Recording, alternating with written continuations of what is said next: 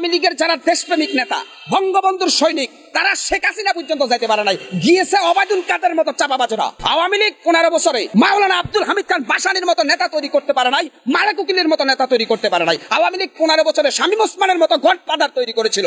Awami League mayor আইবির মতো এরকম নেতা তৈরি করতে পারে নাই। আওয়ামী লীগ নিক্সন চৌধুরীর মতো একটা মাতাল তৈরি করেছিল।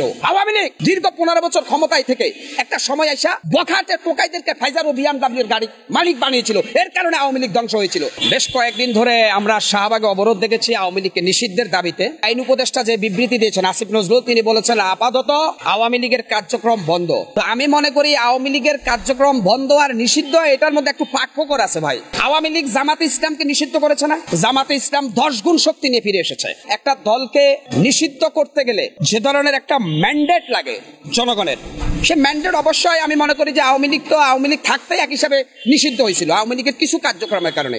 আওয়ামী লীগ তো একটা জনপ্রিয় দল ছিল। আজকে আমি আওয়ামী লীগের বিরুদ্ধে লোক, বাস্তব আমি সত্য বলবো, যারা আওয়ামী লীগ করেন, ছাত্রলীগ করেন, যুবলীগ করেন, আপনাদের বলবো দীর্ঘ 15 বছরে আওয়ামী লীগের যারা দেশপ্রেমিক নেতা, বঙ্গবন্ধুর সৈনিক, তারা শেখ হাসিনা পর্যন্ত যাইতে পারে নাই, গিয়েছে ওবায়দুল কাদের মতো চাপাবাজরা। আওয়ামী লীগ 15 বছরে মাওলানা আব্দুল হামিদ খান ভাসানীর মতো নেতা তৈরি করতে পারে নাই, মালেক উকিলের মতো নেতা তৈরি করতে পারে নাই। আওয়ামী লীগ 15 বছরে শামীম ওসমানের মতো গডফাদার তৈরি করেছিল। আওয়ামী লীগ মেয়র আইবির মতো এরকম নেতা তৈরি করতে পারে নাই। আওয়ামী লীগ নিক্সন চৌধুরীর মতো একটা মাতাল তৈরি করেছিল। আওয়ামী লীগ দীর্ঘ 15 বছর ক্ষমতায় থেকে একটা সময় আইসা বখাটে টোকাইদেরকে ফাইজার ও বিএমডব্লিউর গাড়ি মালিক বানিয়েছিল। এর কারণে আওয়ামী লীগ ধ্বংস হয়েছিল। একটা সময় তো আওয়ামী লীগের অবদান ছিল বাংলাদেশের জন্য, স্বাধীনতার সার্বভৌমত্ব তো শেখ মুজিবের অবদান ছিল। আজকে আমরা কেন আওয়ামী লীগ বিরোধী হয়েছি? আমরা ভোট দিতে পারি নাই। আওয়ামী লীগ ভোট ডাকাতি করেছে, আওয়ামী লীগ জনগণের অধিকার হরণ করেছে, যার কারণে মানুষ আওয়ামী লীগের উপরে বিরক্ত হয়েছে। কিন্তু আপনারা কি করছেন? শেখ হাসিনা বিদায় নেওয়ার পরে এখন কি বাংলাদেশে বৈষম্য হচ্ছে না? এখন কেন বৈষম্য করেন? আজকে চাঁদাবাজি হচ্ছে না দেশে? অনেকেই বলতেছে আগের সরকার ভালো ছিল। এই কথাটা বলতে পারবে কেন? মানুষ বলার চেষ্টা করতেছে এই জন্য, কারণ শেখ হাসিনা যাওয়ার পরে আপনারা দেশের মধ্যে জনগণের স্বাধীনতা রক্ষা করতে পারেন নাই। বিশৃঙ্খলায় দেশ বড় যাচ্ছে, ফাইজলামির দেশে পরিণত হয়েছে। জনগণ শেখ হাসিনাকে বিদায় করেছে একটু শান্তিতে বসবাস করার জন্য, যে আওয়ামী লীগের ধ্বংসলীলা থেকে জাতি বাঁচার জন্য। কিন্তু আওয়ামী লীগকে আমরা ফ্যাসিস্ট হিসাবে বিদায় করে দেওয়ার পরে নতুন ফ্যাসিস্টের জন্ম হয়েছে বাংলাদেশে। মনে রাখবেন ভাই, ইতিহাস কাউকে ক্ষমা করে না। ইতিহাস কথা বলে ইতিহাসের গতিতে। আওয়ামী লীগ যে হত্যাকাণ্ড ঘটিয়েছিল দীর্ঘ 15 বছর, খুন গুণের সাথে আওয়ামী লীগ জড়িত ছিল, আমরা তার বিচার চাই। কিন্তু কথায় কথায় যে আন্দোলন করতেছেন, এই আন্দোলন কোন যুক্তিগত আন্দোলন না। আমরা একটা সর্বদলীয় ঐক্য গঠন করার দরকার ছিল এই স্বাধীনতার সার্বভৌমত্ব টিকিয়ে রাখার জন্য। সেটা না করে আমরা শুধু এক আওয়ামী লীগ করতে করতে ফেনা তুলে ফেলতেছি। আওয়ামী লীগ এখন মরা লাশ।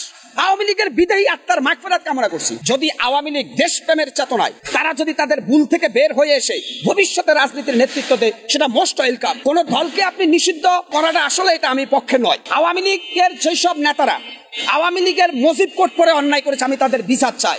কিন্তু ঢালাওয়া ভাবে আওয়ামী লীগ একেবারে দেশ থেকে মুছে ফেলতে হবে ভাই। তাহলে স্বাধীনতার সার্বভৌমত্বকে কি অস্বীকার করতে পারেন? এখন কি আমারে বলবেন আমি আওয়ামী লীগের দালাল? আমি শেখ হাসিনার দালাল না, আওয়ামী লীগের দালাল না, আমি এই দেশের জনগণের দালাল। আমি সত্যের পক্ষে কথা বলবো। সেটা আমার বাবাও যদি অন্যায় করে, বাবার বিরুদ্ধে কথা বলবো। আমি বিগত দিনে প্রত্যেকটা ভিডিও হাসিনার বিরুদ্ধে দিয়েছি। কেন? শেখ হাসিনার উপরে আমরা যে আশা করেছি, আমরা আওয়ামী লীগের কাছে যা চেয়েছি জনগণ, আওয়ামী লীগ আমাদের সেটা পূরণ করতে পারে নাই, বিদায় আমরা আওয়ামী লীগের বিরুদ্ধে গেছি। কিন্তু মনে রাখবেন, সময়ের প্রয়োজনে এখন যারা দেশের মধ্যে অস্থিতিশীল পরিবেশ তৈরি করছেন, আমরা জনগণ আপনাদের বিরুদ্ধে দাঁড়াবো। নির্বাচনের পরে খেলা হবে ভাই। আওয়ামী লীগ তো 15 বছর থাইকা জুলুম করতে করতে মানুষের মন থেকে উঠে গেছে। আপনারা 9 মাসেই মানুষের মন থেকে উঠে গেছেন। শেখ হাসিনা এবং আওয়ামী লীগ থেকে শিক্ষা নিয়ে আপনারা ভালো রাজনীতি করার শপথ গ্রহণ করেন। আর নইলে শেখ হাসিনা হেলিকপ্টারে পালিয়ে গেছে, এটা সত্য।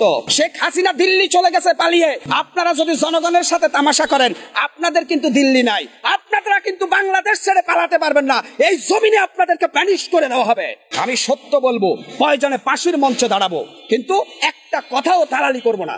আমি আগেও বলেছি, এখনো বলছি, আমি সব সময় কৃষক, শ্রমিক, মজলুম জনতার পক্ষে থাকবো। No Awami League, no BNP, no Jamaat. আমি দেশের জনগণের পক্ষে।